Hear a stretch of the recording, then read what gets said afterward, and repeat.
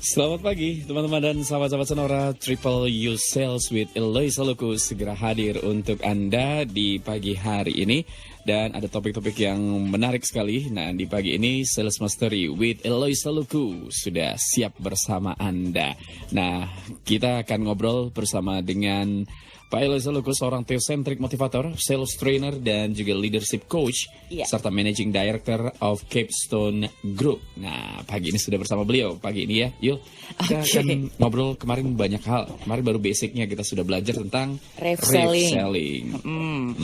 Apakah itu rave selling? Kita bisa mengulas sedikit ya. Itu singkatan dari relationships based and value creation selling. Nah, kita akan beranjak ke sesi berikutnya, Yulis. Ya, kemarin kita sudah singgung-singgung sedikit tentang leads and referrals. Nah, kita akan ngobrol lebih banyak tentang stop asking for referrals. Nah, gitu. Maksudnya apa ya? Saya juga mau tanya nih. Jangan minta-minta lagi deh gitu. Gitu kali, Pak. Selamat pagi, Pak Eloy. Selamat pagi. Mas Bima, Mbak Yulis, dan sahabat Sonora di 18 kota besar di Indonesia. Kita akan kembali mencerahkan Indonesia ya Mas Bima dan Mbak Yulis. Ya, hari ini kita akan berbicara rave sales proses ya. Jadi kita lanjut, minggu lalu kita sudah melihat dan minggu-minggu sebelumnya apa itu rave selling, dan kita sudah juga melihat apa perbedaannya dengan consultative selling, bahkan dengan hard selling. Dan hari ini kita fokus pada leads and referrals. Minggu lalu kita sudah sentuh sedikit nih mengenai leads and referrals. Nah, untuk cara belajar itu katanya yang paling efektif adalah repetition, pengulangan, Mbak Yulis. Jadi saya ulang beberapa hal dulu ini ya, khususnya mengenai yang kita bahas minggu lalu mengenai leads. Nah, leads itu adalah tentang bank data yang Anda gunakan pada saat Anda mau nanti prospek gitu ya. Dan itu akan membantu Anda untuk bisa menjual lebih banyak dan harusnya juga lebih menguntungkan. Nah, ada beberapa hal yang dilakukan orang di dalam leads ini. Salah satu yang terkenal sekali adalah orang melakukan cold calling. Tetapi di dalam rave selling punya terminologi, kami pun mengatakan stop cold calling. Kenapa? Karena cold calling itu adalah ketika Anda menelpon nama-nama yang tidak Anda kenal. Apakah ini betul-betul tidak efektif? Ya, efektif juga. Tetapi ya kalau Anda melakukan cold calling itu Anda menelpon 100 nama per hari misalnya, Mbak Yulis. Kalau saya bekerja sebagai agen asuransi, atau saya sebagai seorang salesperson jual otomotif, itu saya katakanlah saya dapat bank data, nama-nama yang diberikan oleh supervisor saya, manajer saya, atau saya dapat dari teman-teman dekat saya. Saya kalau telepon 100 orang per hari, ya pasti ada yang nyantol, masa nggak ada. Tetapi ini bukanlah strategi yang tepat. Itu sebab kemarin saya sampaikan kalau Anda mau punya kualitas leads yang baik, justru ada 3 hal yang pertama kali seorang salesperson itu harus punya. Itu yang pertama, Anda mesti tahu persis produk atau jasa yang Anda jual. Karena kalau Anda mengerti produk atau jasa yang Anda jual, maka yang kedua, Anda pasti mengenal target konsumen atau target klien Anda. Dan yang ketiga, Anda juga perlu tahu di mana dan bagaimana Anda bisa menjangkau target market ini. Nah, jadi saya sebelum kita ke referrals nanti, saya bicara sedikit dari pengalaman pribadi. Apa yang bisa dilakukan supaya kita bisa dapat orang-orang yang bisa kita prospekin pada akhirnya, Mas Bima. Nah, kalau teman-teman nggak tahu, Mas Bima, Mbak Yulis pernah nonton film The Pursuit of Happiness nggak ya? Pernah. Itu Will Smith. Ya, jadi di situ ada Will Smith, di situ namanya Chris Gardner, dan ini kan film true story nih, Mas Bima. Jadi bagaimana dia itu menawarkan berbagai macam produk perbankan begitu. Dan kalau dilihat di situ dia melakukan cold calling. Dia telepon satu persatu dari begitu banyak nama yang diberikan kepadanya, dan memang seperti saya katakan dari puluhan ratusan memang bisa nyantol juga ya. Tetapi secara naluri kita kan pernah tuh diteleponin, ada yang teman-teman kita, mohon maaf nih teman-teman kita yang di luar sana yang setiap hari bergelut telepon orang-orang untuk menawarkan kredit card. Nggak tahu Mbak Yulis pernah siang-siang gitu kami menawarkan kredit card seperti Tiba-tiba ya. Ada telepon masuk itu ya. Nah, tapi Mas Bima kalau dapat telepon yang seperti itu, nalurinya seperti apa? Langsung menanggapi, oh ya, produk apa yang sedang ditawarkan? Atau Nalurinya langsung menolak kan. Saya tanya dulu dari mana, Pak? Dari mana? Dari mana dulu kalau menawarin, saya sudah ada misalnya gitu, ya buat apa gitu loh. Iya, betul. Nah, ini kenapa kok naluri kita bisa menolak, Mbak Yulis? Karena ada perkataan bahwa all things being equal, people want to do or to buy from their friends, or at least someone they know. All things being not so equal, people still want to buy from their friends or at least someone they know. Nah, ini penting sekali kalimatnya karena orang itu mau beli, mau bekerja sama dengan orang yang dikenal, apalagi kalau itu adalah temennya. Nah, orang yang telepon kita, call calling itu kan orang menelpon kita dan kita tidak mengenalnya. Jadi strangers buat kita. Jadi secara naluri udah nggak nyaman gitu. Nggak nyaman kita gitu ya. Nah, itulah sebab kenapa cold calling itu walaupun kalau Anda menelpon 100 orang per hari bisa saja Anda berhasil, tetapi di dalam terminologi reselling ini bukanlah cara yang paling efektif. Nah, cara yang paling efektif jadi bagaimana? Being a friend, jadilah orang yang punya banyak teman, yang punya banyak network. Itu sebab namanya relationship based, relationshipnya yang sangat penting.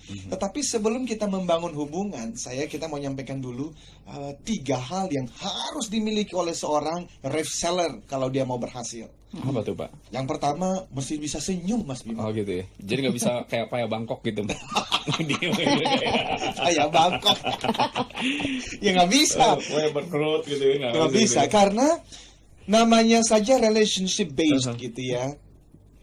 Anda bergabung dengan komunitas manapun, nanti teman-teman sales dimanapun sekarang lagi mendengarkan, maka Anda mesti disukain lebih dulu.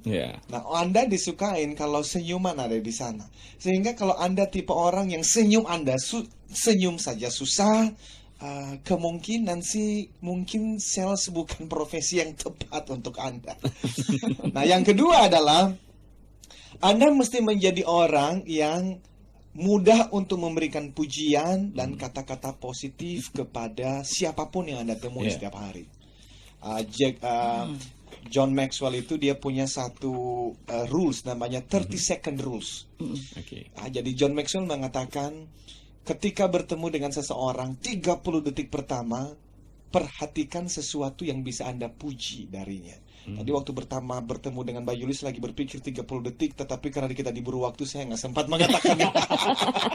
Boleh sekarang aja Pak El. Ini udah 12 menit ya. Lebih 30 detik gitu. Jadi teman-teman reseller itu harus mampu untuk melihat hal-hal yang baik dari kehidupan siapapun yang Anda temui setiap hari, dan belajarlah untuk mengatakan hal-hal yang baik mengenai hal itu. Berarti being kreatif itu sangat penting Pak. Dalam waktu sekejap, saya harus memuji orang ini dengan betul sekali melihat. Kan nanti terkesannya gombal atau mengada-ada gitu Pak. Dulu saya orang yang sangat kalem, Mbak Yulis. Di beberapa segmen kita sebelumnya saya sempat berbicara mengenai hal ini. Saya tuh pernah bertemu makan bersama dengan teman kampus waktu dulu masih di Melbourne. Saya ingat sekali makan di Boxing sekitar jam 9 malam, namanya Henry. Lalu di sebelah saya ada seorang sahabat namanya Chandra. Dan itu kami makan, saya diam aja cuma makan. Karena memang saya tahu si Henry adalah teman kampus saya, tapi kami tidak dekat. Nah, dalam perjalanan pulang, sahabatku ini si Chandra bertanya, tadi kok kamu diam saja, kenapa? Lalu saya mengatakan, ya ngomong apa, nggak ada yang penting untuk dibicarakan. Biasa gitu sih. Standar ya. Tetapi Chandra itu mengajarkan saya sesuatu. Dia mengatakan, bro, you harus berubah. Karena you nggak pernah tahu loh. Suatu hari kamu bisa membutuhkan pertolongan orang-orang di sekitarmu. Betul. Dan kamu harus memulainya dari dirimu sendiri. Nah, akhirnya saya belajar banyak buku dan betul. Tetapi ada satu hal yang namanya adalah you cannot give what you don't have. Artinya, Anda tidak bisa memberikan apa yang tidak Anda miliki. Maksudnya, ada orang-orang di luar sana yang mereka itu galau dengan dirinya sendiri.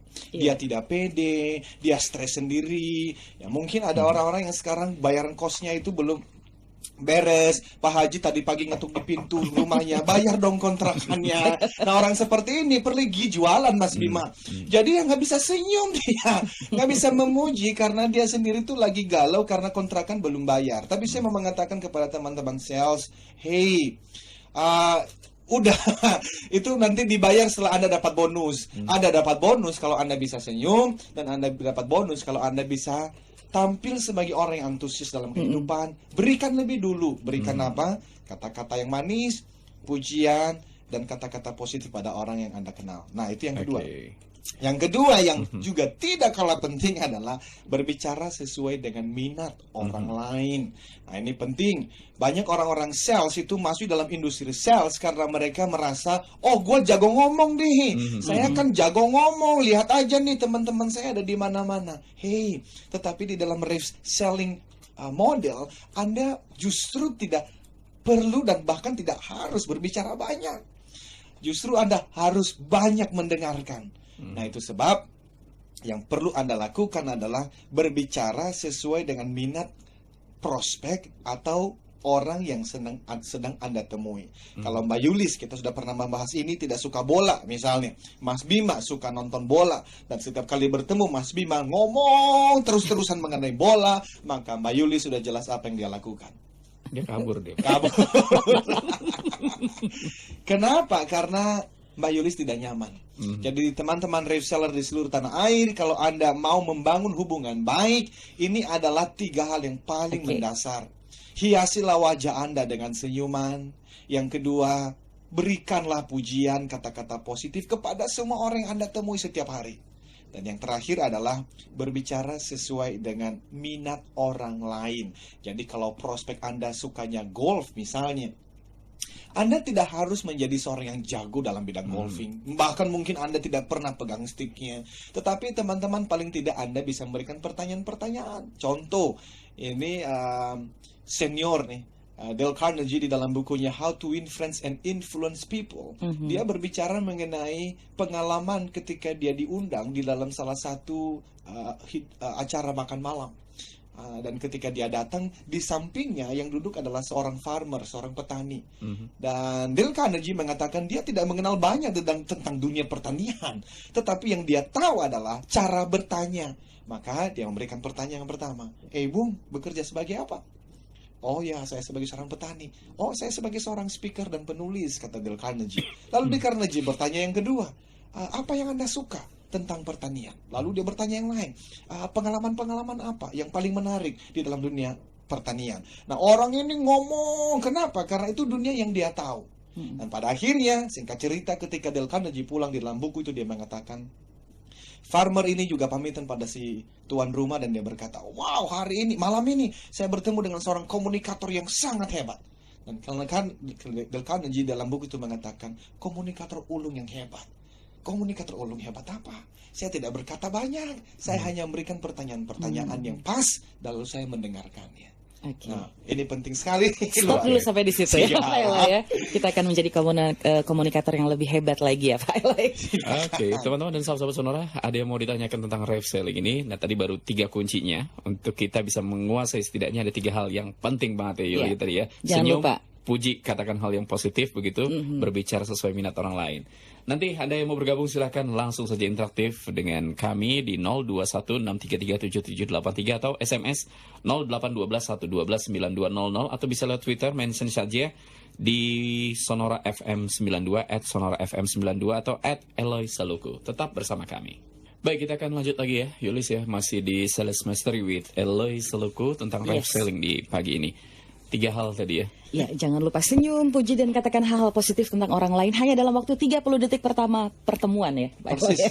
Dan bicaralah sesuai minat orang lain itu ya. Nah, Pak, ini tadi kan dikatakan kalau yang call calling begitu kan susah banget ya kalau tadi dikatakan kalau kita nggak kenal, jadi seperti seorang stranger gitu kan, langsung ditolak tuh. Nah ini ada nggak sih Pak tipsnya yang kalau nih bagi teman-teman sales ya, atau mungkin jasa asuransi ataupun teman-teman yang menawarkan kartu kredit supaya nggak ditolak tuh caranya ada nggak sih Pak?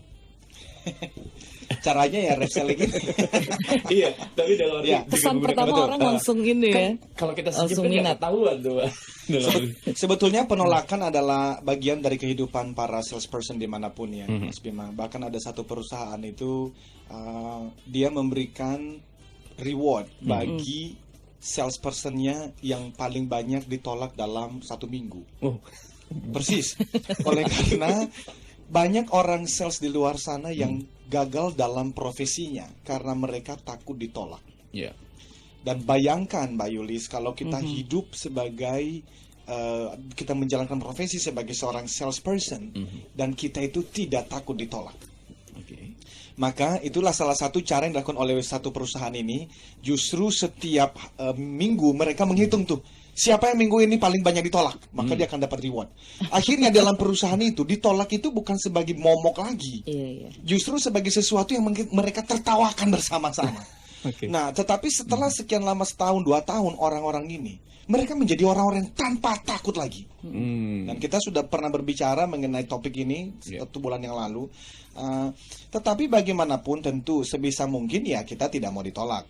Nah itulah kenapa mesti muncul yang reselling tadi. Saya perlu sampaikan juga kepada teman-teman pendengar di seluruh tanah air ini.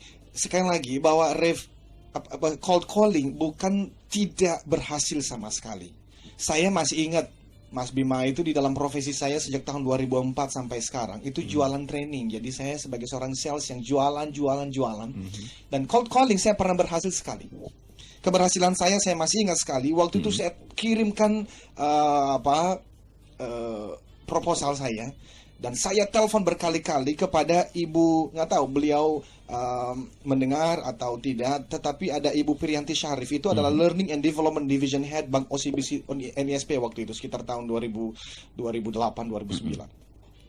Saya telepon berkali-kali sampai akhirnya itu saya berkenalan dengan sekretaris beliau, Mbak Ima dan Mbak Alia waktu itu ya. Tapi suatu hari karena saya telepon suatu hari, saya ingat sekali saya telepon dari Kemang, dari rumah saudara. Ternyata sekretaris beliau mungkin lagi nggak ada di ruangan dan Ibu Priyanti Syarif sendiri yang terima. Dan tentu saya sudah siapkan skripnya, apa yang perlu saya sampaikan dalam waktu 30 detik supaya saya diberikan kesempatan untuk bertemu. Dan memang akhirnya saya bertemu. Tetapi dari tahun 2004 sampai 2013 ini, itulah satu-satunya saya pernah berhasil melakukan cold calling. Jadi berhasil nggak? Ya berhasil. Tetapi ya dari tahun 2004 sampai 2013, ya satu-satunya ya itu yang berhasil gitu ya.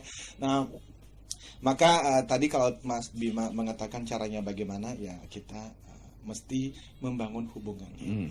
Tetapi teman-teman kan ada yang ngomong begini, tapi kan lama, kita ini kan dikejar target. Ya betul, jadi caranya bagaimana? Ya call calling saja.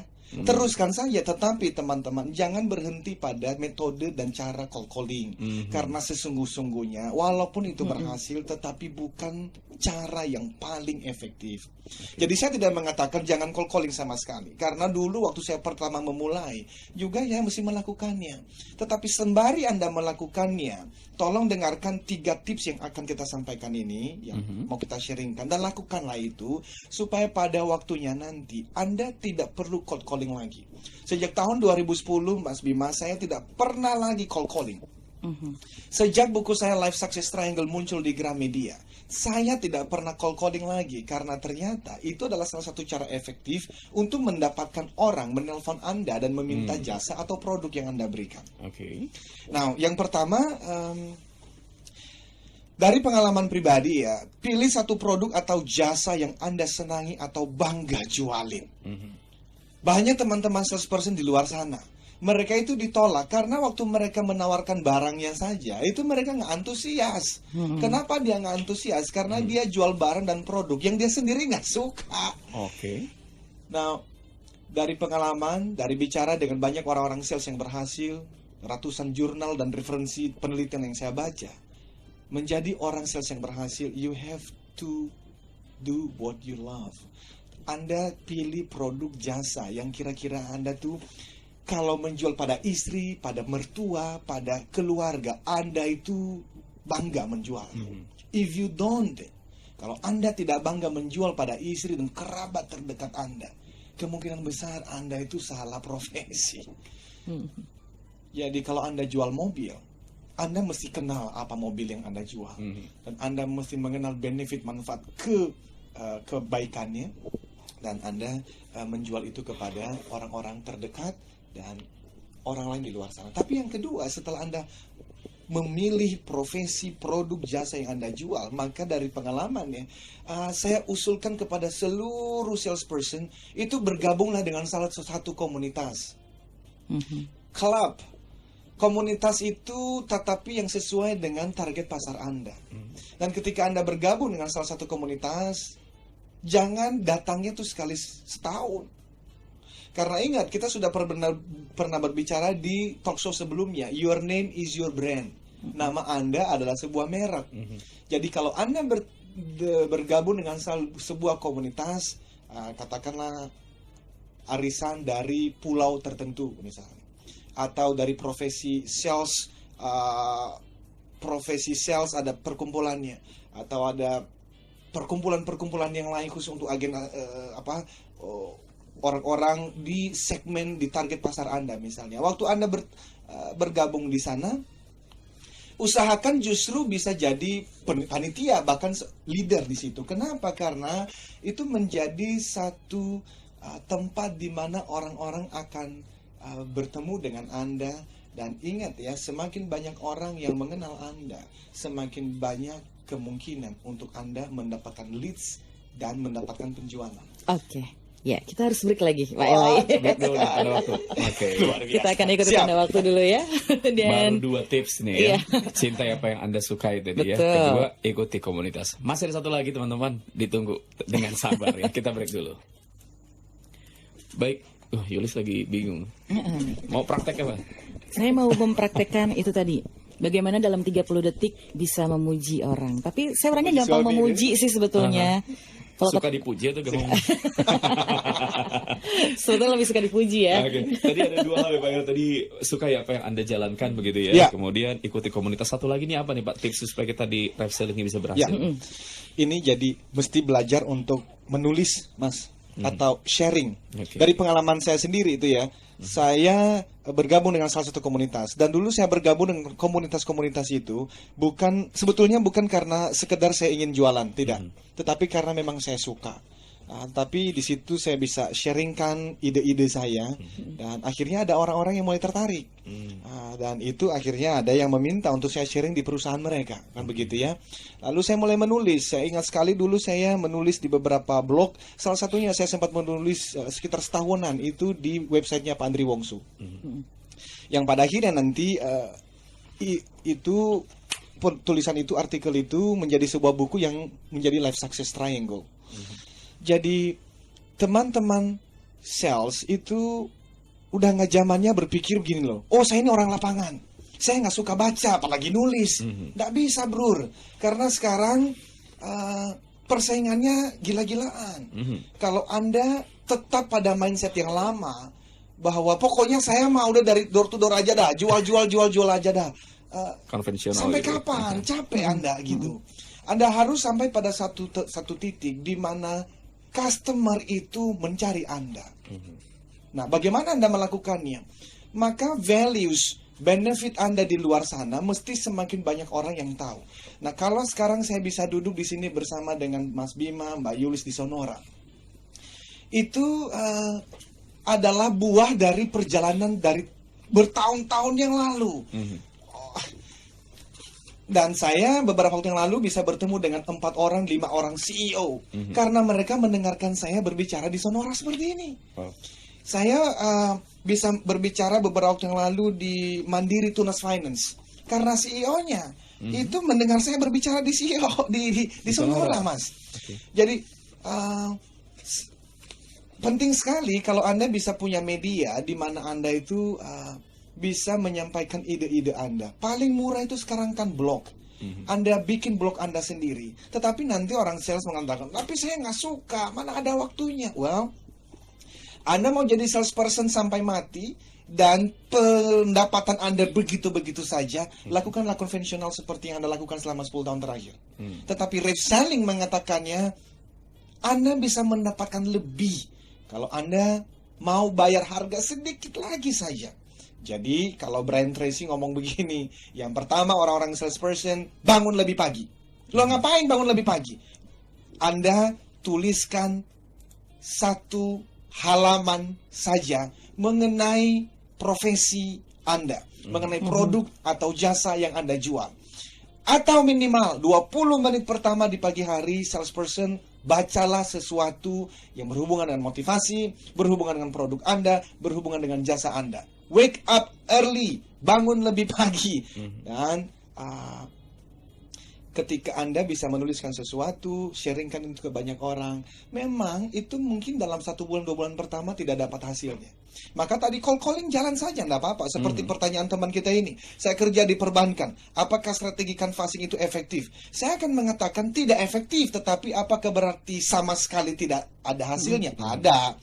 Anda menawarkan di mall-mall, ya bisa jadi ada orang yang kebetulan lewat dan dia lagi butuh, tetapi persentasenya adalah 40, 10, 1. 40 Anda temui, 40 Anda ketok pintunya, 40 Anda tawarin, 10% 10 orang memberikan Anda kesempatan ngomong, 1-2 orang akan membeli produk Anda. Jadi ada hasilnya, ada, tetapi apakah efektif? Ya tidak. Jadi bagaimana? Sambil Anda cold calling, sambil Anda membangun relationship Anda. Caranya bagaimana? Itu salah satu bergabung dengan komunitas yang saya bilang tadi. Anda harus aktif. Makanya orang-orang sales kalau pulang kantor jangan langsung pulang ke rumah dong. Hangout dulu gitu. Hangout dulu dong. Tetapi dengan orang-orang yang memang kira-kira itu sesuai dengan target pasar Anda. Kan begitu ya. Yang kedua, menulis. Itu ada banyak majalah-majalah gratis yang mereka membutuhkan penulis-penulis yang cukup baik. Nah, caranya bagaimana? Belajar dulu, kirimkan kepada mailing list. Bergabunglah dengan satu mailing list gitu ya. Lalu kirimkan salah satu artikel Anda di sana.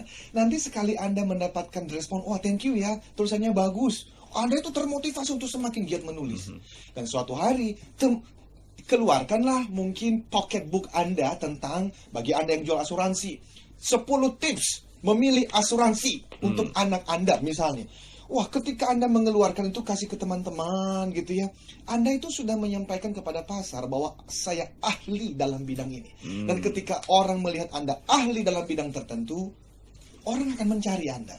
Nah, jadi kita sudah bahas 3, tapi ini ada yang masuk nih ke BB saya, ada teman-teman yang mengatakan, ini kalau saya tunggu, ini sampai kapan reselling akan beres? Sampai akhir tahun mas kira-kira. Kemarin juga di Twitter akan ada yang nanya, karena nggak sabaran menunggu kita berbicara mengenai hal ini ya, karena ya memang butuh waktu, tetapi Mbak Yulis bagi yang tidak sabaran, kita mau memberikan mereka solusi. Solusinya adalah public training kita. Jadi kita akan mengadakan Sales Mastery. Itu kita akan adakan public trainingnya pada tanggal 20 Juni 2013 jam 8.30 sampai dengan jam 5 sore. Bertempat di Menara Cakrawala Skyline Building lantai 19 MH Tamrin nomor 9. Nah, untuk pendaftaran hari ini itu Anda mendapatkan early bird. Caranya mudah, Anda hanya perlu SMS saja nama Anda, lalu dalam kurung email, alamat email Anda, nanti tim kami, Pak Jimmy dan Saudari Lisi akan menghubungi Anda. Nah, ini nomor SMS-nya 0813 8578 5704. Saya ulang. Jadi teman-teman yang lagi nyetir boleh minggir dulu sebentar ya. Lalu masukin ke dalam handphone Anda 0813 8578 5704. Nah, ini investasi normalnya 1.500.000 per orang, tetapi jika Anda mendaftarkan diri saat ini juga, Anda itu hanya perlu investasi 950.000. Jadi coba bayangkan itu 550.000 tuh. Jadi daftarkan diri Anda sekarang, gampang saja, hanya SMS ke nomor telepon tadi ya di 0813 85 78 5704. Nanti kami akan follow up Anda, dan di sana kita akan berbicara mengenai 1 hari penuh mengenai sales mastery using rave selling model. Dan yang kita lakukan adalah membahas mengenai how to sell more by building trusted relationships and professionally competing on value, not price. Dan kalau ada 5 orang mendaftar, orang ke-6 akan gratis. Itu untuk mengobati kerinduan teman-teman kita yang ingin cepat-cepat dapatin banyak hal ya. Masih banyak waktu, jadi masih banyak yang bisa diajak dan dipersiapkan ya. Betul sekali, masih banyak. Ajak semuanya ya. Oke, kita harus break dulu lagi nih Pak Eloy untuk mengikuti beberapa komersial, dan tetap di Sonora FM 92 Jakarta. Baik, kita masih lanjut lagi di Sales Mastery bersama dengan Eloy Saluku, Theocentric Motivator, Sales Trainer, Leadership Coach, dan Managing Director of Capstone Group. Nah Pak, ini bagaimana kita tentang stop asking for referrals? Yes, jadi di dalam kita leads and referrals adalah darah bagi seorang salesperson. Makanya banyak orang-orang waktu dia bergabung menjadi seorang salesperson, 2 tahun pertama sales targetnya bisa tercapai tuh, bahkan bisa jadi top sales ya, karena dia masih punya nama-nama di sekitarnya, orang-orang yang dia kenal, saudaranya, teman-temannya gitu. Tetapi setelah 2 tahun banyak salesperson itu yang drop salesnya. Kenapa? Karena dia tidak punya darah baru lagi. Tidak ada orang-orang yang bisa dia temui, bisa dia prospek, dan juga tidak ada orang yang menelpon dia. Kenapa? Karena dia tidak dikenal oleh calon pelanggannya. Tetapi tadi leads kita sudah bahas, dan sekarang berbicara mengenai referrals. Referrals itu adalah referensi, di mana seorang salesperson itu dari classic sales process. Jadi ada sales process yang sudah diperkenalkan di luar sana selama berpuluh-puluh tahun, dan mereka memberikan nasihat kepada salesperson bahwa, hey, kalau Anda sudah memberikan pelayanan terbaik kepada nasabah, kepada pelangganmu, maka minta referensi dong.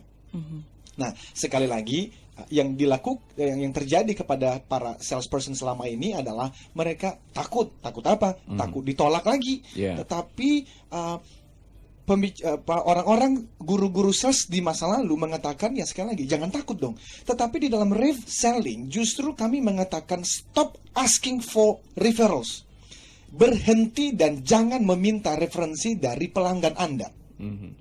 Now, saya mesti clearkan, apakah meminta referensi itu sesuatu yang sama sekali tidak berhasil? Bisa berhasil juga, tetapi sama seperti tadi cold calling, meminta referensi itu justru yang pertama, itu merusak proses penjualan yang benar.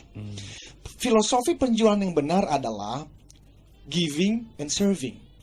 Namanya fokus pada customer focus. Maka seharusnya seorang rave seller, dia itu akan terus memikirkan yang terbaik untuk klien, untuk nasabah, dan untuk pelanggannya. Nah, sekarang katakanlah saya sudah memberikan training yang begitu hebatnya sampai ada orang yang mengatakan, Loy, gua thank you banget. Nah, saya bisa saja meminta, referensikan dong dengan teman-temanmu, tolong dong kasih saya beberapa nama. Boleh, tetapi itu membalik yang namanya proses penjualan dan filosofi penjualan yang benar. Kenapa? Karena ketika saya meminta klien saya memberikan saya satu nama, maka saya bukan lagi memikirkan mengenai dia, saya bukan lagi melayani dia. Sekarang dia yang memikirkan mengenai saya, dia yang melayani saya, dan dia yang melakukan sesuatu buat saya. Nggak boleh. Jadi di dalam stop asking for referrals, ingat sekali lagi bahwa kita memberi dan melayani. Jadi harusnya bagaimana? Oh, ada caranya nanti. Tetapi yang kedua dulu, kenapa kita harus stop asking for referrals? Karena teman-teman sales di seluruh tanah air, coba bayangkanlah ya, dari semua sales yang berhasil Anda lakukan selama 10 tahun terakhir, berapa sih yang Anda dapatkan karena referensi? Karena Anda meminta referensi dari nasabah atau pelanggan Anda? Kalau mau jujur Mas Bima, minim sekali. Kenapa? Karena Mas Bima memberikan nomor telepon teman, saudara, itu kan tidak gampang. Itu sesuatu yang private sekali. Lagi pula yang kedua, kalaupun Mas Bima akhirnya memberikan saya sebuah nama, memberikan nomor telepon, lalu saya datang, Mas, itu pun tidak efektif. Kenapa? Karena saya akan datang ke kantor Mas Bima atau menelpon Mas Bima tidak pada waktu di mana Mas Bima membutuhkan produk dan jasa saya. Maka ketika saya bertemu dengan Mas Bima, saya mempresentasikan produk-produk saya. Tetapi di saat itu Mas Bima duduk di sana mendengarkan hanya karena tidak enak, oleh karena direferensikan oleh seorang sahabat. Apakah Mas Bima akan membeli? Kemungkinan besar tidak. Nah, teman-teman ngomong, Loy, tapi nggak apa-apa.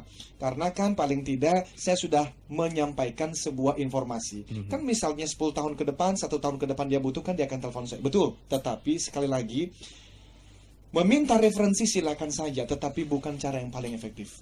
Ya, karena apa? Yang pertama tadi Anda merusak filosofi penjualan yang sebenarnya, dan yang kedua, kalaupun Anda mendapatkan referensi itu, Anda akan telepon dan Anda akan datangin si prospeknya. Kemungkinan besar pada waktu yang dia tidak siap untuk membeli. Dan kalau dia tidak siap untuk membeli, sesungguhnya Anda sedang menghabiskan waktu. Walaupun saya setuju, bisa jadi 1 tahun ke depan dia butuh. Yang terakhir, Mas, ternyata ada hasil survei nih, bahwa ternyata orang itu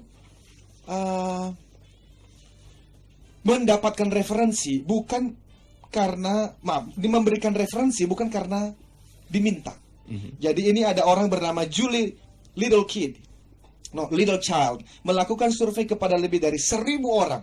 Pertanyaannya spesifik. Pertanyaannya adalah, apa sih alasan Anda memberikan referensi kepada salesperson, agen Anda, atau salesperson yang Anda kenali?